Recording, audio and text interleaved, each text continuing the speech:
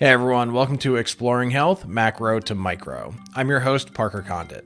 In the show, I interview health and wellness experts around topics like sleep, exercise, nutrition, stress management, mental health, and much more. So by the end of each show, you'll have concrete, tangible advice that you can start implementing today to start living a healthier life, either for yourself or for your loved ones. And that's the micro side of the show. The macro side of the show is having discussions and conversations around some of these larger systemic issues that contribute to health outcomes. An example of that is talking about endometriosis. So this is a disease that often requires invasive surgery to diagnose, takes an average of 10 years to reach said diagnosis, and this affects roughly 10% of all reproductive age women in the world. Endo is also highly associated with infertility. And this is what we're discussing on today's show. And my guest today is Somer Baburek. Somer is the CEO and co-founder of Hera Biotech, an early-stage women's health company focused on commercializing a minimally invasive diagnostic for endometriosis. So in the show, we discuss a lot about endometriosis and what exactly Hera Biotech is doing to work towards better solutions in this space. We end up discussing what exactly endometriosis is and explaining the stages of this disease, how it's currently diagnosed and the approximate cost associated with that, issues that arise from delayed diagnosis and treatment, and why blood-based tests are not a viable solution at this time. Somer also has background in the venture capital world, so she offers her insights on funding opportunities for women's health startups and what she sees when she's looking forward for the US healthcare system. This is a great conversation. We cover a lot, and I think if you are at least remotely interested in anything around women's health or endometriosis, this is going to be a great episode for you. So without further delay, please enjoy my conversation with Somer Baburek.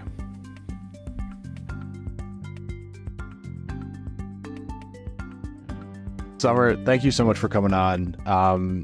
We're going to end up talking quite a bit about your company, but I think first it's easiest just to get some background information on endometriosis, which is sort of the problem you're trying to solve. And just for anyone who's not aware of it, I think it's great to just have that background so everything we talk about later will have much more context around it. So can you just briefly explain what exactly endometriosis is, and we'll get started from there? Yeah, absolutely. Of course. And first, thanks for having me. I really appreciate it. So endometriosis is something that's getting a lot more attention lately, which is great. So very excited that people don't glaze over when I say the word now. There's at least that like, oh yeah, I've heard of that before now. So endometriosis is where tissue very, very similar to that, which normally lines the inside of the uterus, invades outside of the uterus, and it forms these tumor-like growths called lesions. And the reason I say tissue very similar to that inside the uterus is because it is not histologically identical to the lining of the uterus. And that's a really important distinction because in terms of therapeutics or in terms of approaching the disease, people tend to treat it like a uterine disease. And that's not the case. It's outside the uterus. That's the problem. So it's very much, our company took an oncology-based approach to it. And if you think about it through that cancer lens, secondary tumors are often not histologically identical to the primary tumor. It doesn't mean that it's a different disease or a different type of cancer. It just means that on a cellular level, they're a bit different. So I always try to make that distinction. But when we're talking about the disease itself and how it affects women who have this disease, so first of all, it's the number one cause of female infertility. So huge problem there. And it often is characterized by extremely painful and heavy periods, pain with intercourse, pain with bowel movements. It has a lot of bowel disruption. So some women struggle with constipation, other women struggle with diarrhea. And it really wreaks havoc on the patient themselves. And when we talk about pain, a lot of people think, oh, yeah, well, periods are painful and that just kind of sucks. Well, no, they're not. Ask a lot of women and you'll get them to say, yeah, I mean, it's kind of uncomfortable, but it's not that big a deal. Women with endometriosis have painful periods. I mean, we've talked to patients who have blacked out while driving or while taking a bath. Most of the time we hear often they're doubled over heating pads, for 10 days at a time during the month. And you can just imagine the toll that takes on your education, your work, your personal life. So it's essentially this woman, despite this tissue not being in her uterus, it's behaving the exact same way. So every month with her hormones, it's swelling, it's bleeding, it's breaking down, and the body doesn't know what to do because it's in a place where it doesn't belong. So the immune system gets kicked up and it's trying to clear this tissue and it doesn't clear it. And so it starts to form scar tissue. It can actually adhere pelvic organs together, which also causes huge amounts of pain. So in a nutshell, that is what endometriosis is. I appreciate you sharing that. It sounds like it would be just debilitating. And like you said, so many aspects of life are going to be affected by that negatively. Can you share why this is getting more attention now? I mean, I'm glad it is, but like what's been the push towards that? Sure. So I think that one of the things that we talk about a lot is back in the 90s, if you're old enough to remember that like I am. So the fibromyalgia patients, we didn't know what fibromyalgia was. We just thought these were dramatic patients who were talking about chronic pain. Maybe they were just trying to get opioids, et cetera, et cetera. And then all of a sudden we figured out, oh gosh, there's actually a disease here. It's causing a problem. And we've been mischaracterizing these people. So I think that endometriosis is getting more attention now. One, it's benefiting from the attention that women's health in general is getting, and which has been long needed. Fun fact, women were not required to be included in clinical trials until 1993. So when we talk about a huge gap in research knowledge that we have in women's health conditions, that's what we're talking about.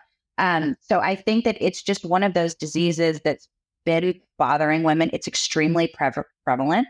So it's between 10 and 20% of reproductive aged women. That's the estimates. So if you think about that in terms of worldwide population, that's about 180 million women worldwide suffering with this disease. And so I think that because of its prevalence, because of its connection to the menstrual cycle, and because of the recent highlight of women's health, all of those things are kind of converging. And endometriosis is one of those top priority problems that women struggle with. Okay. Is there an age range where this is more prevalent? Like, when should people really start like looking out for this? Because we're going to get into the diagnostic issues of like how the problems that have sort of precipitated up until this point. But is there an age where it's more prevalent amongst that reproductive age group? So there's an age when it's diagnosed more frequently. Okay, let's start there. Yeah. And that's when women are in their 30s. The probably rational response is when you're in your 30s is when most women nowadays are trying to have children. And the infertility issue becomes a problem. And they're expending a lot of time and energy to explore the source of the infertility. And oftentimes endometriosis is uncovered at that point. The other side of that coin for women who are not trying to have children is probably that by the time you're in your 30s, you're actually talking about this with your friends. You're recognizing that your pain is abnormal. And doctors saying, oh, well, periods are painful, is just not cutting it anymore. And it's really bothering you. So you're willing to advocate for yourself and push for that diagnosis. Okay. Yeah. So I do want to get into the actual diagnostic piece now, because like you alluded to in the 90s of fibromyalgia, when there's not a clear way to diagnose something, it's very easy for people to kind of come in with these symptoms and it just gets explained away through a variety of vehicles. And that's got to be, well, one, frustrating because you're never even getting an answer to the solution. But two, just that dismissive piece of it just must be like just salt on the wound of just not being able to, not just being really unheard in a space where you're trying to go to these people for help and you just leave in probably a worse condition than you would be. So how is endometriosis diagnosed?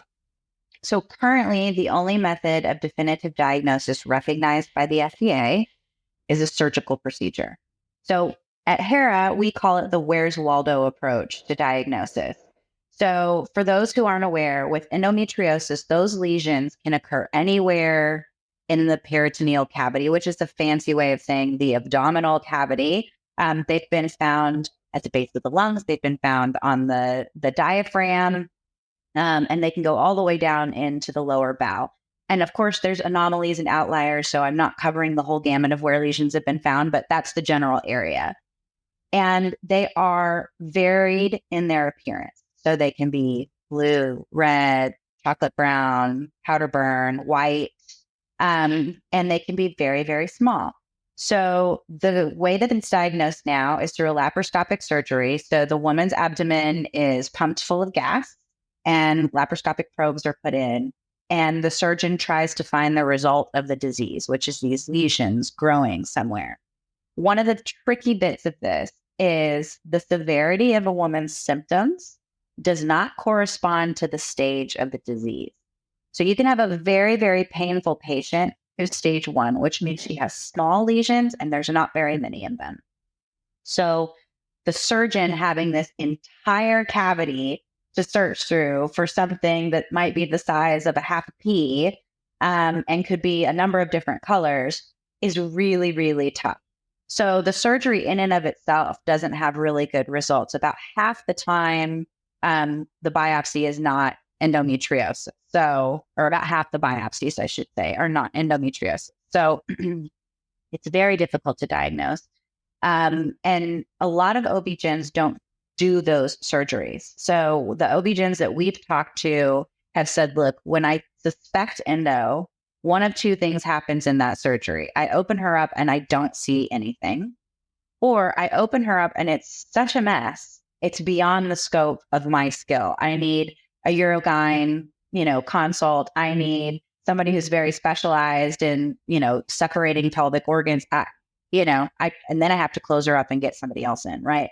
So they tend not to do it. And so endometriosis really then becomes a diagnosis of elimination.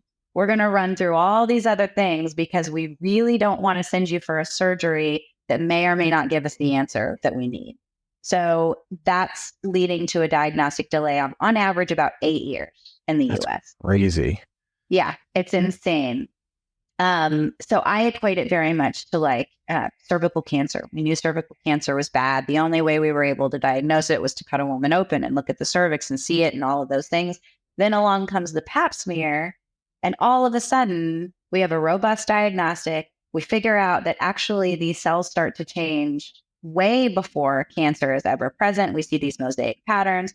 Then we figure out HPV is a big contributor to most cervical cancer. Now we have a vaccine for it. So it's like everything starts with a really good diagnostic that doesn't require cutting people open. Mm-hmm. So going back to that number, you said 50% of laparoscopic surgeries looking for endometriosis don't find anything. Do you think that's due to the fact that there's actually no endometriosis there, or they just couldn't find it? So just to clarify, when you look at the clinical literature, in 16% of laparoscopic surgeries, they open her up, they see nothing, they close her up. And then the accuracy of biopsying endometriosis falls down, and you can subcategorize it by the color. So some colors are easier than others to spot, right? But about half the biopsies they take during those surgeries are not endometriosis. So maybe we get it and maybe we don't, but they're taking biopsies of a bunch of different things. And there are quite a few instances. We've talked to doctors who have said, I send it out, it comes back, it's not endo. And I say, I know it's endo. I saw it in there. I know it's endo. I'm going to treat for endo. So why would you want to have a surgery if that's the outcome, right? I mean, he or she could have just said, I'll just treat for endo. And then that's a whole new can of worms, right? Because the treatments for endo, none of them are for endo. All of them are for the pain associated with endo. We don't have any treatments out there that are disease modifying today. So that sounds like a very US healthcare system type of problem, or like a very typical solution where it's like, we're just going to treat the symptoms and the underlying cause of it is not really addressed. Is there an underlying cause? Like, do you know of that? I'll just ask that. Is there an underlying cause? I'm just going to pause there. Yeah. So yes, I'm sure there is, but we don't know it yet. So it's really highly probable that this is an epigenetic thing. So there's probably a predisposition that's influenced by environmental factors or reproductive choices or therapeutic choices. And so that is likely contributing. With our work at Hera, we're very focused on a gene set that's present in the endometrial lining, which is the cells that get out there and invade and create the lesions. And what we're looking at is a gene group called gap junction genes that are their whole job in life is to control invasive cell behavior. And when they go awry, invasion goes awry. And so a lot of people, you think invasion, cellular invasion, immediately go to cancer. Well, there's a lot of invasive processes that we need in the body. So gap junctions, for example, are critical to the process of fertility because you have to have implantation of the embryo, you have to have decidualization, vascularization, all of those are invasive processes. So the gene set that we're looking at is actually tied to lesion formation. We've shown that on the bench. But it's also tied to the infertility piece. And while we're not saying that gap junctions are the only thing out there that make you have endo, we are saying that they are definitely a contributing factor, and they're contributing to not only the disease formation itself, but also to the infertility aspect of endo. Yeah, so it sounds like a very good place to start. Can you back up and explain the difference between genetics and epigenetics for anyone who's not familiar with that? Oh, sure. Sorry. So, No, it's great. I love talking about this stuff. okay.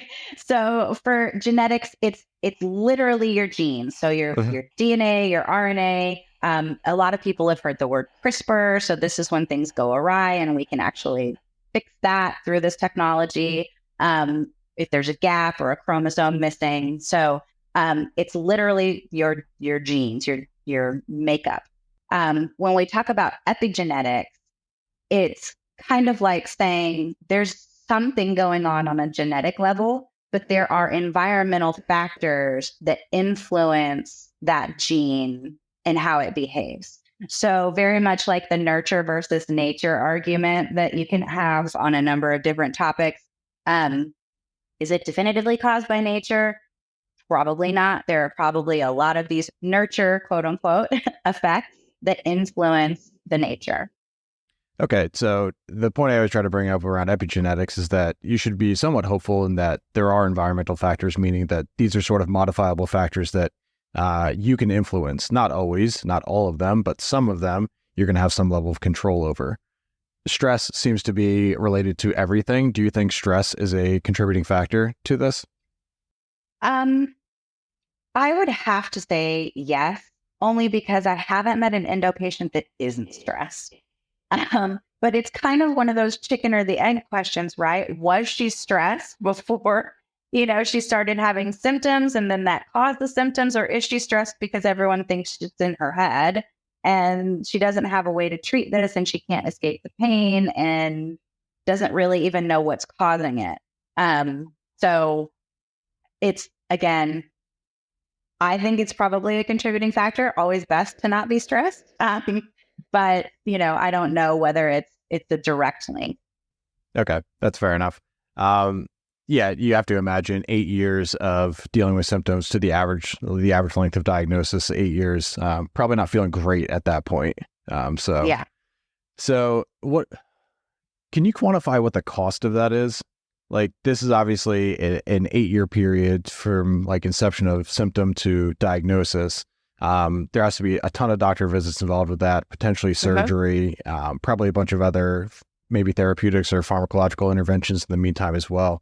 Like, can you quantify what the cost is for this extremely delayed diagnosis? Sure. So we're working on that now, trying to put together the health economics piece of it. What we can tell you is when you talk about direct healthcare costs and when you talk about lost productivity, this disease costs the U.S. about $80 billion a year. So it's a pretty intense cost. The rough numbers that we have so far, when we look at, women with endo are 2.5 times more likely to go to an ER with the pain, right? They're going to be admitted because the source of the pain is unknown. They are about 74% of the time they're misdiagnosed. 68% of the time they get prescribed opioids, which leads us down a whole different thing. So we think that by pulling a diagnosis forward, when you look at payers, right, we could probably save payers somewhere in the neighborhood of $178,000 for that patient, pulling that diagnosis out of 8 years. Even if we just, the rough estimates we have now, because health economic data is limited, especially when you're a poor startup. So, we have it being diagnosed at 5 years. So if we could just pull it forward to a year instead of 5 years, that's the savings that we're able to have for the payer. Yeah, so that's an enormous amount of savings. And then obviously you can't really quantify like quality of life for somebody who can actually get a diagnosis. And then hopefully, I mean, even just the peace of mind of like understanding this is the disease state that you're working on. So how much is a laparoscopic surgery? Is there average cost for that? The average cost in the US is $17,678. Okay. So not cheap. Not nothing. Yeah. And, if you think about it, a huge percentage of US families are on a high deductible plan. So you're going to come out of pocket $5,000 to $10,000 for that procedure because it's going to cost that much. And that's just the procedure itself. And then you've got, the care afterwards. And if you have any complications or infection, there's all those. It's like anytime you go to the hospital, right? You're like, how many bills am I going to get? How many people are going to send me an invoice for something? I laughed when we had our child. My husband, who is a CFO, was like, I'd like to understand everybody I should expect a bill from, and he's trying to quantify it, and no one could tell him who all would be billing him. And it was so infuriating for him. And I mean, that's just kind of our healthcare system, unfortunately. Is he a CFO within the healthcare industry? So he does CFO work for startups, in addition to his regular job. Okay. Yeah, because like that's not how it works in the healthcare industry. Right. I know. He's like so into like, okay, you got a bill of materials and I should understand. And I'm like, you're cute. We don't do that. Well, I'm like, they don't know who all's going to bill us because the doctor's office just has rights at the hospital. The hospital then has all these other, like the anesthesiologist is from a different group and the nurses and the OR staff and all that good stuff. Yep. Somebody walks by and who kind of waves at you, you get a $300 bill for that. Right. They're like, I made her feel better about the C-section. No, you didn't. Right. No, it's nuts. I don't want to delve too deep into that because that could be an entire hour just on on healthcare finance. So can we go into a little bit about like the stages of endometriosis? I don't really know much about it, but I would assume delayed diagnosis, people are getting to later stages of endometriosis, which I'm assuming is contributing to worse long-term outcomes. Is that a fair assessment? I think that is a fair assessment. One of the things that's really troubling in some of the literature that you look at is just, when you look at it from a demographic point of view. So Asian women are most likely to be diagnosed. They are 2 times more likely to be diagnosed than Caucasian women, who are 4 times more likely to be diagnosed than women of color. And women of color are often diagnosed at late stages. And then the question comes in, okay, so why? Is it because the disease progresses more quickly in women of color? I mean, we've seen biological differences based on ethnicity and things like uterine fibroids. African-American women are much more likely to get uterine fibroids than Caucasian women. So we actually just received an NIH grant, one of our co-founders, Dr. Bruce Nicholson, to look because our clinical trial utilizes minority majority serving sites. And so a lot of our samples are not Caucasian. So he's actually going to be looking mechanistically at the cells to understand if this disease progresses differently in women of color versus not. And if not, then it's a pretty clear-cut case of pain being perceived differently, symptoms being perceived differently, and therefore, or access issues, right? Because not everybody can take off and go have a surgery and pay $10,000 out of pocket to maybe get a diagnosis. Totally. Yeah. So that just circles back into like social determinants of health. That'll be really interesting to see what the results of that study are. Yeah, it will be. I was really, really excited because we've been aware of the access issue. It's not a secret. It's easy to see. And so it is a purposeful choice to go into centers that are minority majority serving because the frequency of the surgeries isn't as high. So you don't recruit your clinical trial as fast, and time is everything. And everybody wants you to recruit really quickly.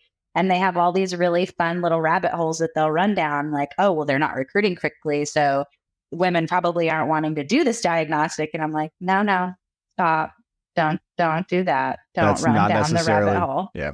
It's not the Mad Hatter's tea party. Let's pull it back. Like, we made a purposeful decision so that when we take our data out, it's very easy to extrapolate that to the demographics of the US, not select places where our diagnostic will be very helpful. Right. Yeah, exactly. Yeah, that's just kind of exacerbating the social, like the access problem, like you're mentioning. Exactly. So, all right, so let's go into like your company now, Hera Biotech. Why did you decide this was something you wanted to tackle?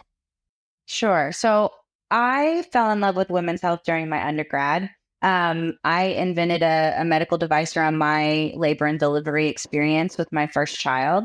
And then I got picked up by a venture capital fund. It was a life science venture capital fund. I worked for them for 10 years doing diligence on companies seeking funding. Never once saw a women's health company come across my desk. And we were the largest fund in our metropolitan area. So deal flow wasn't an issue. I didn't understand why there wasn't any women's health products. So I worked in two of the fund companies. We exited those companies, and I decided I wanted to get back into women's health. Started in the therapeutic space because that's where my experience had been. Saw there was no disease modifying drugs really being developed. Or if they were being developed, they hit a stone wall after an animal model, right? So then I went down the data rabbit hole on that, and it's, oh, okay, well, we don't understand progression of these diseases. Oh, well, we don't really even diagnose them very well.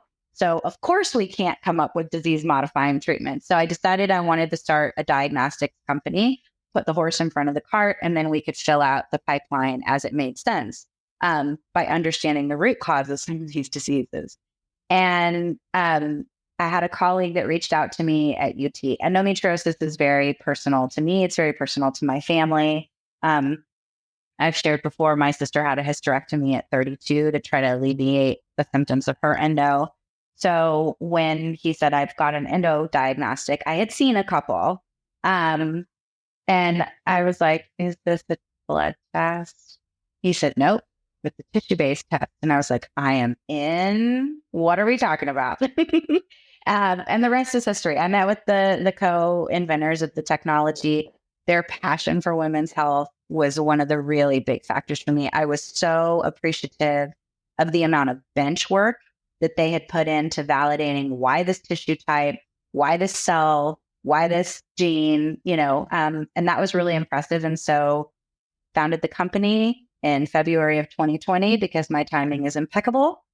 And then there we are today, licensed it and survived COVID and did all the things. Well, you had a long time to sit at home with no distractions from the outside world. Yes, all I had to do was homeschool children and keep bandwidth appropriately prioritized to Zoom meetings and, angry husbands and kids who'd never been on laptops. It was all fine. Easy, light work. It's funny. Most of the people that I've interviewed on here have started their company within the past 3 years. And it's like people you're the kind of person who's going to start at the worst time and figure it out no matter what, or you're just going to get crushed. Right. And so I just keep finding the people who have survived through it. And I mean, it's fail fast, right? They say fail fast. So it's like, okay, we'll start a women's health company, which already struggles from funding and attention issues in the middle of a pandemic, which makes everybody care about nothing else. Yeah. And we'll see how we do. What is this? It's not COVID. We don't care. Oh, sorry, guys. No, we're funding the 58th diagnostic for COVID now. Oh, okay. Well, that's good. At least it's not erectile dysfunction, because I've seen about 84 of those. So whatever. God. Yeah. Okay. So Yeah. I really do like it. It seems like a very natural progression to where you were, and just kind of reverse engineering, be like, where do we need to start to get to where it needs to be long term? So that's a very cool way to see how you got to where you are. I know on a previous podcast you mentioned that didn't you want to go to medical school? Is that right? Yeah, I did. So it's a really funny conversation. So I went to college on an athletic scholarship, for rodeo. That's a thing we have in Texas. Um, okay. That's like, some people are like, wait, what? I'm like, yep, that's a thing. So anyways, and I went to college, and I think it was probably like my second month there. I called home. I'm like, Dad, oh my gosh, I think I want to be a doctor. He was like, what? And I said, yeah, I think I want to go to medical school. I can do, I can minor in biology and major in, chemistry or whatever, right? I can go to medical school. And he's like, yeah, I don't know. Doctors have to do a lot of math and you're not very good at math. And I was like, oh, I mean, okay, like I hate algebra, but really? Okay. So I was like, okay, well, I'll go back to the drawing board. And then I came back and was like, well, now I could be a lawyer. Like I can read, really fast. And he's like, yeah, but lawyers have to lie a lot, and you're not a very good liar. And I'm like, what? I was like, oh, I get this. Hang on a second. I was like, what do you think I should do? And he was like, oh, I think you should be in the college of communications. I can see you on the sidelines and, reporting on, I don't know what he said, probably football or something. And I was like, I, I don't want to do that though. Like, that sounds horrible to me at all, like ever, for sure. And he was like, oh, well, then you should probably just get a business degree. And I was like, okay, I have an idea. How about I drop out and I go pro and rodeo professionally for a couple of years, which I did. So yeah, I did. And then I moved back home, got tired of being on the road, met my husband in Barnes and Nobles. I'm not joking. And he was like, you're too smart not to have a college degree. You really ought to go back. And while medical school wasn't on the table at that point, I did, get my undergrad in entrepreneurship and then master's in data analytics, took multiple accounting classes and multiple statistics classes and did just fine. Yeah, it sounds like math didn't end up being an issue for you. Yeah, I graduated with a 4.0. I'm fine. Everything's good. Yeah. Yeah, just a very cautionary tale about limiting beliefs. Yes, exactly. And, in his defense, I'm a first generation college grad. So I'm adopted. I'm 38, or no, gosh, I just turned 39 on Friday. Sorry, I'm 39. Thank you. But my dad will be 90 in November. So yeah, he was 51 when I was born, and he didn't graduate from college. I was the first generation. And so it was like the idea that I was there was great. And that's really all. Just check the box. Like if you just check the box, it's going to be fine. And it really, I think, was just exceeded his capacity to think about like school beyond school, So with the idea or like being drawn to medical school, do you feel like you're sort of scratching that itch now with what you've been able to do from, I guess, not the physician side, but sort of on the entrepreneurial side? I do. I think I still get to do all the cool things. Like my team and I joke, like I'm a scientist by passion, not by training. So I read just enough to come up with the harebrained idea in the back of the class. It's like, oh, there's random man again back there just hollering. What if we just cut that out? And people are like, but yeah, I enjoy it. And I love talking to physicians. Like I just think it's so cool. And I was just doing a thing last week about weird facts about women's health. And so OB-GYNs actually get paid less than any other procedural specialist. And there's a correlation between when the field went primarily female and that pay happened. So the article that I was reading said that it's viewed as like women's work now. And so like the cool surgeons and the cool doctors don't want to do OB-GYN. And I was like, man, that is so weird. So when I meet OB-GYNs and reproductive endocrinologists, I have just the utmost respect for them. One of the other crazy facts I learned about them was they are responsible for over 105 indications that can affect their patients. That includes 6 different types of cancer, but doesn't include any fetal health concerns. So we have this specialty that isn't really a specialty. It's like a GP for your reproductive. Huge. It's so crazy. Yep. So I have the utmost respect for them. And then it's like, oh, and by the way, could you also go deliver all these babies at 2 a.m.? Like, sure. Why not? I was talking to a founder on here of they do menopause specific care, which is like sort of lumped into the OB field, but like not specifically enough because they have everything else to deal with, as you just mentioned. They have so much other. There needs to be more subspecialties or fellowships or something around that space. I agree. And I think they should be reimbursed better too. Like another fun fact, a surgeon or a physician will get it's a surgeon, will get a 45% higher reimbursement for a biopsy of the penis versus the biopsy of the vagina. Like, why? Like, I don't understand. So it's just insane to me, like these disparities. Like I have a really good friend, Dr. Lindsay Harper. She's an OB-GYN, still practices, and is a founder of this incredible company called Rosie. And she founded it. It's a sexual health company. And she founded it because the only training that she really got to help women who were coming to her with sexual health issues was like to tell them to have a glass of wine or to use some lubrication. And it's like, I feel like that might not be the only answer. It seems like there could be more done. I mean, how many drugs again, I'm going to circle back just for funsies to make you so uncomfortable. Like, how many drugs do we have approved for erectile dysfunction? We're not telling those guys to go have a stiff drink to help their problem. Like, what? That would probably not help the problem. No, for sure it wouldn't. But like, that's the point, right? It's like, I'm pretty sure she could drink a bottle of wine and that's not going to help. Mm-hmm.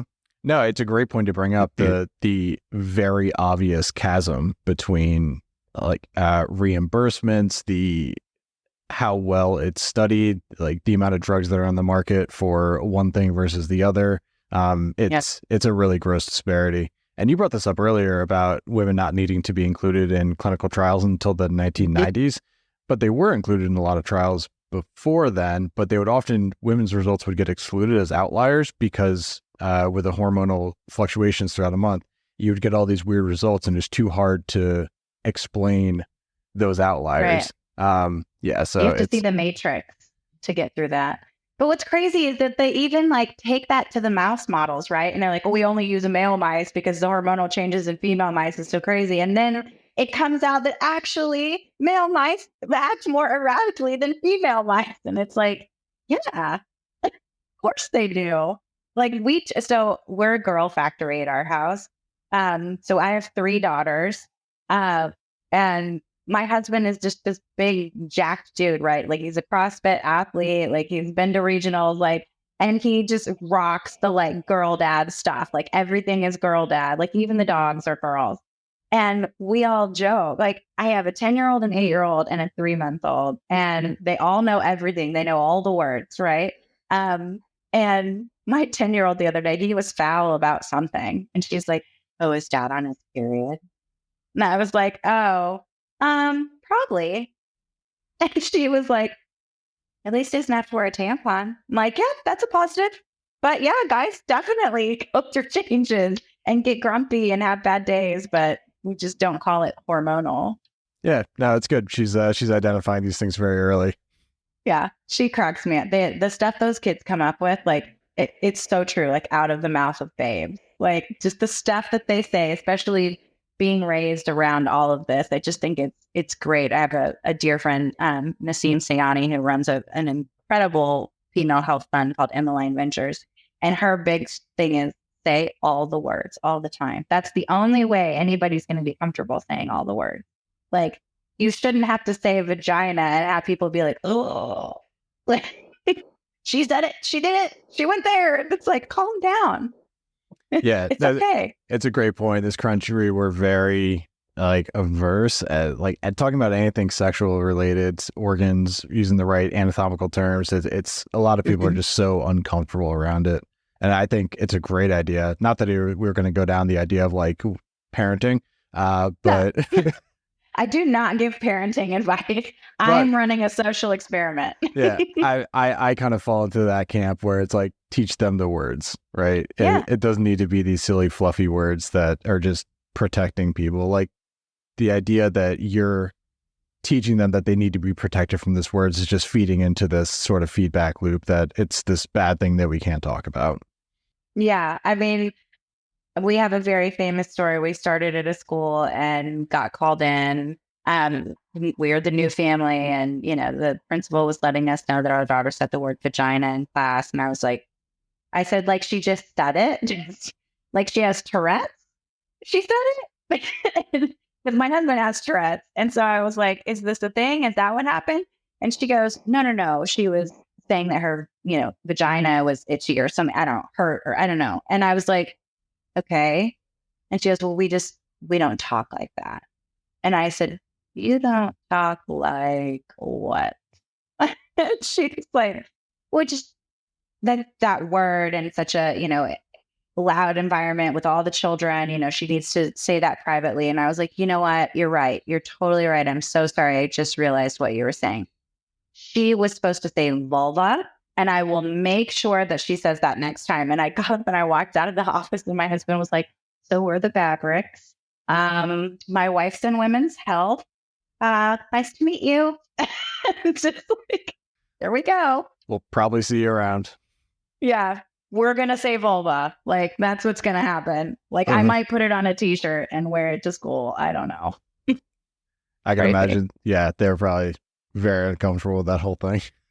Yeah, it's so funny though, because when you think about like I live in Texas, and I have pitched like some of our best and biggest investors are ranchers, like, and I'll never forget I got introduced to this like group of investors, and they're all these like South Texas ranchers, which is how I grew up, right? And the woman that introduced me made me sound like a militant feminist, and I was just like, I've lost them. I have lost everyone in this room. They have all crossed their arms and are looking at me like, what god awful thing are you going to put up on that screen?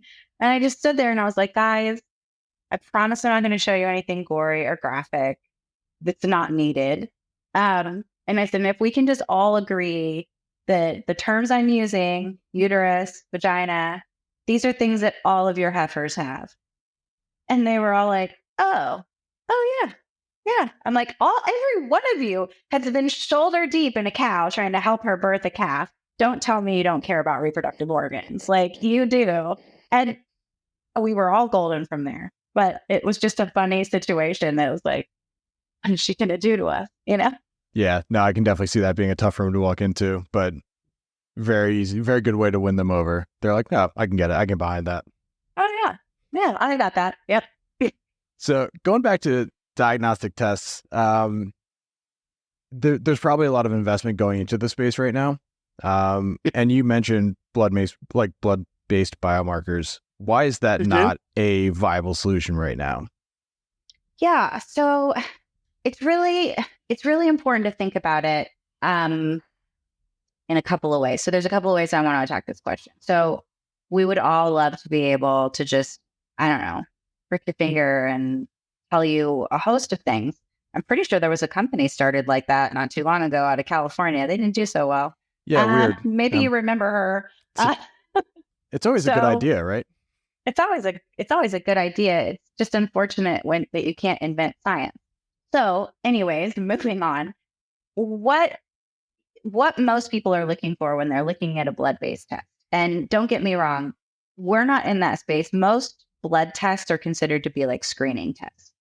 We're not a screening test. We have a viable path to a screening test, but that's not where we are today. Right now, our job today is to replace the laparoscopic surgery. and to enable the development of disease-modifying drugs. And that's exactly what we plan to do. So it's really important to think about it this way. When we look at blood-based tests, most of them are used for looking at circulating tumor DNA, ctDNA, or free circulating DNA, like the Natera's of the world who do the really amazing genetic screening for fetuses. Two things have to happen there. One is whatever you are looking for in the blood, the source of that has to have access to blood supply. And that requires that it gets to a certain stage of development and vascularization that it can leach something that can be detected later in the blood. We don't know enough about endo, and those lesions don't always occur on places that have blood supply. So the idea that we could find something in the blood and definitively tie that back to endometriosis is farcical. It's just not going to happen. The other thing that's really important when you look at blood tests today, most of them are looking at venous blood. Most of them are looking, if not all of them, are looking at microRNA. Well, microRNA is not free circulating DNA. It's not circulating tumor DNA. And it is incredibly unstable in the blood.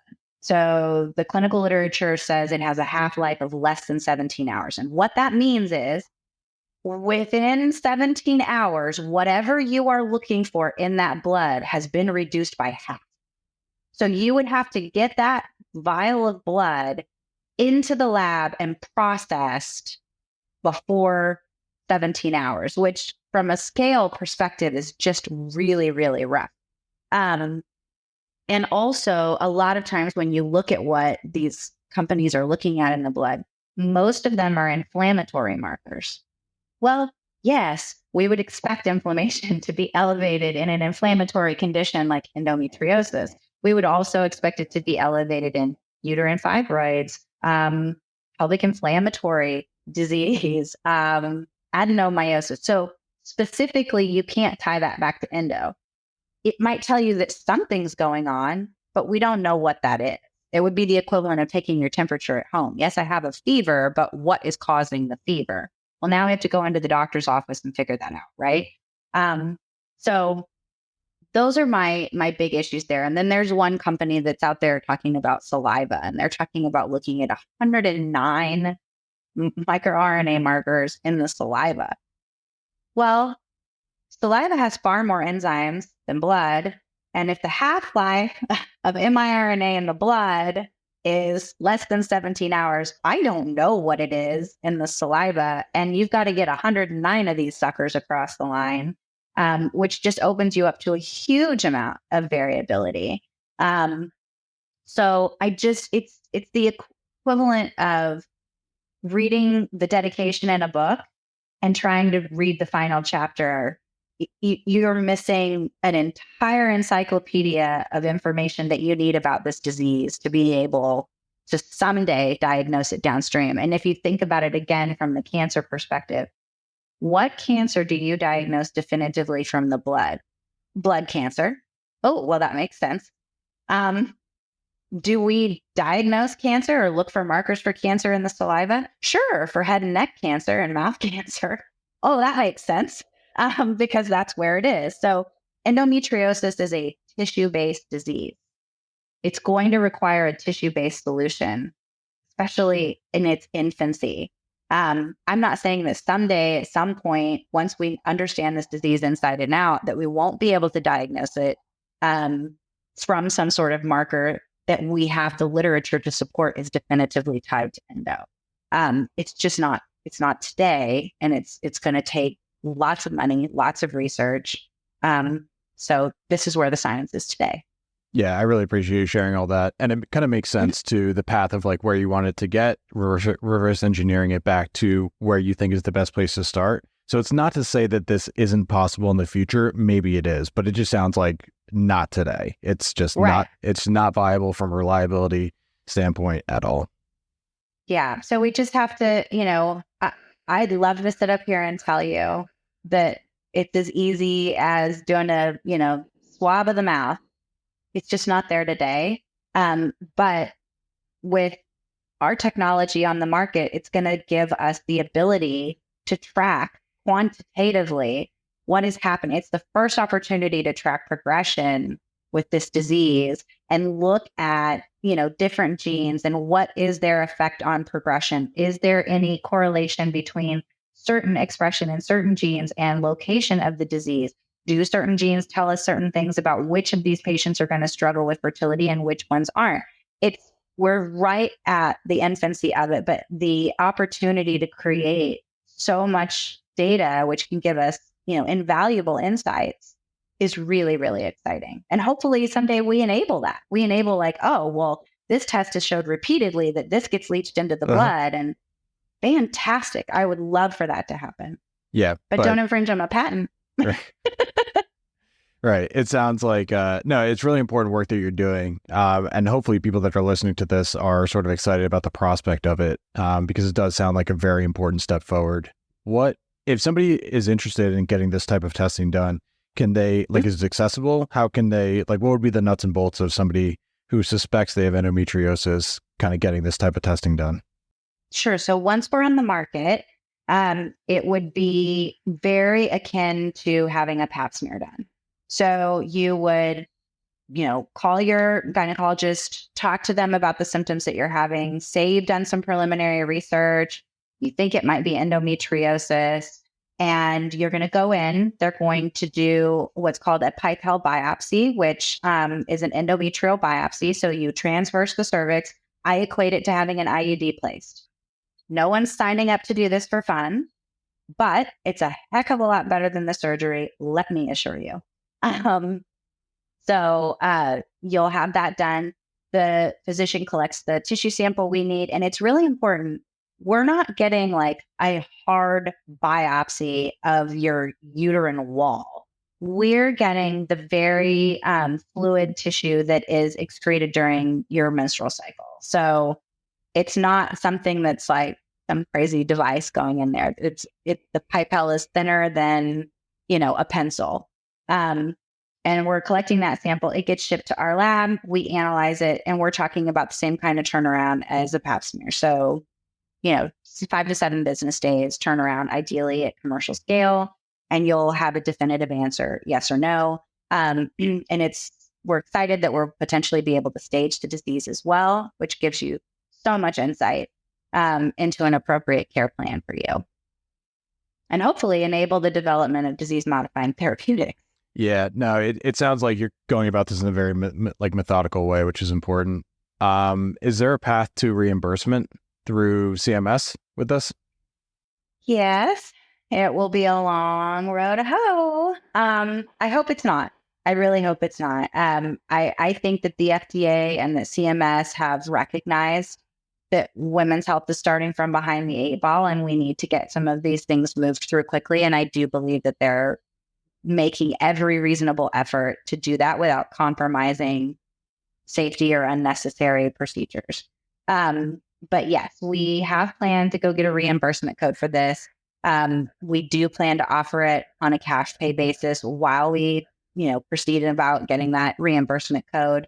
And again, I'll say it again, I equate it very much to like the Natera test that, you could go have amniocentesis, which is going to be reimbursed, or you could cash pay for, this test, which could tell you the same information. You're probably going to cash pay, especially since we're going to be less than your deductible if you're on a high deductible plan. So again, that's a whole wormhole that you can go down. But yes, the short answer is yes, there is a path to reimbursement, but there's nothing out there right now. So we'll have to get a new code. Yeah, I mean, that's just going to be the natural progression of these things. You'd love for new solutions to be reimbursed quickly, but CMS does not necessarily work that way. But yeah, a lot of these new solutions are just going to be cash pay while they behind the scenes kind of work towards that reimbursement. But it is really important that a lot of these solutions for women's health are kind of getting these new reimbursement codes. Because again, like you mentioned, with OBs being kind of the lowest paid specialty practice, it's, it's like anything else economically, there needs to be that financial incentive to get these good people kind of working in this particular field. Is there anything else you want to share about? I want to be respectful of your time. Is there anything else you want to share around women's health or endometriosis, or sort of the future of where you see things going in the industry? I feel like you have good insights around these things. Yeah. I think it's really important when you think about women's health and we talk about this, there's several things that I get really passionate about because of my background in VC. So we now have this word femtech, right? Which is a cool word coined by Ida Tin. And it gives you vernacular, right? It gives you a group, so to speak. When you look at the first group of companies, femtech companies that kind of came to market and came of age when she coined that term, a lot of those were direct to consumer products, whether it's a digital app or, period tracking, ovulation, whatever. And I think that really was spun out of women being left out of the conversation in terms of healthcare, despite the fact that we make 80% of all healthcare decisions for our households. One of the things that I talk about a lot, and I'm very passionate about this, is the second wave of femtech, if you want to call it that, is going to be hard science companies. It's going to be companies that are going after, in terms of the therapeutic or a diagnostic or a med device, real hard problems. So the investors that rose with the first wave of femtech have a huge amount of experience in direct consumer products. They don't have a huge amount of experience in hard science requiring traditional market entry, FDA approval, things like that. In my little venture capital mind, that creates a huge blue ocean opportunity for traditional life science investors who invest in therapeutics, invest in med device. A lot of those verticals are saturated in whatever indication that you're going after. They are not in women's health. And so I'm very excited by that opportunity. And I'm hoping that investors are starting to see it, because the 5 or 4 women-led, funds looking at women's health, they can't fund everything that needs to be funded. They're still infants in terms of funds. They're on their first fund or their second fund. So we need to expand the investment pool by attracting the attention of some of these larger, more mature funds. And so I think traditionally that's been looked at like, oh, well, it's kind of a niche, or they've stayed away from femtech because it's been direct to consumer, that's something that they're just not familiar with. I hope that they start to recognize that the companies that you see coming forward now are hard science solutions that give you a really great opportunity to have a blue ocean vertical that hasn't been funded well. Yeah, there's definitely a huge opportunity there, and I appreciate you sharing your insights on that. For anyone listening, if they want to get more involved and help push things forward, are there any good resources you can kind of direct them towards? Oh, yes. So, it depends on, first of all, you have to be an accredited investor. Otherwise, you're going to be relegated to the crowdfunding world, which there's tons and tons of really great companies out there doing crowdfunding for life science ventures. And I'm not going to name any because I'm not associated with any of them. So I plug them all, not one in particular. But then if you are an accredited investor, there's tons of angel groups that you can get involved with. Portfolio is a great one for female investors. But there's tons of funds out there that are focused on female founders or women's health. Any of them would love to have you as an LP, I'm sure. If you're on the larger side and you want to be a limited partner in a larger VC fund, there's ways that you can get involved there. If you're looking for ways to connect directly with founders, so let's say you're a family office and you just are wanting to expand your portfolio into women's health, there's some really fantastic events coming up towards the end of the year that would obviously be really great places to go get deal flow.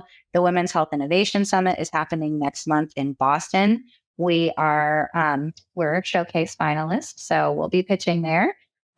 There's also Ignite Healthcare, which is focused on female founders. That's happening in November. You can reach out to me on LinkedIn. I will connect you to any and all of the places. Just Somer Baburek on LinkedIn. And there's lots of ways to get involved. Okay, great. Well, I'll definitely link to I'll have your LinkedIn in the show notes for anyone interested in reaching out to you as well.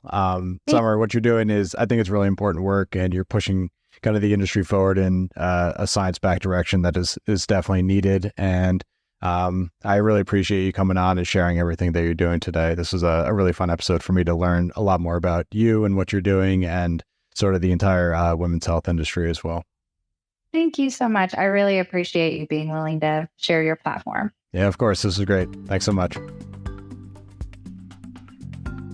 Hey everyone, that's all for today's show. I want to thank you so much for stopping by and watching, especially if you've made it all the way to this point. If you'd like to be notified when new episodes are going to be released, feel free to subscribe and make sure you hit the bell button as well. To learn more about today's guest, feel free to look in the description. You can also visit the podcast website, which is exploringhealthpodcast.com. That website will also be linked in the description. As always, likes, shares, comments are a huge help to me and to this channel and to the show. So any of that you can do, I would really appreciate. And again, thank you so much for watching, and I'll see you next time.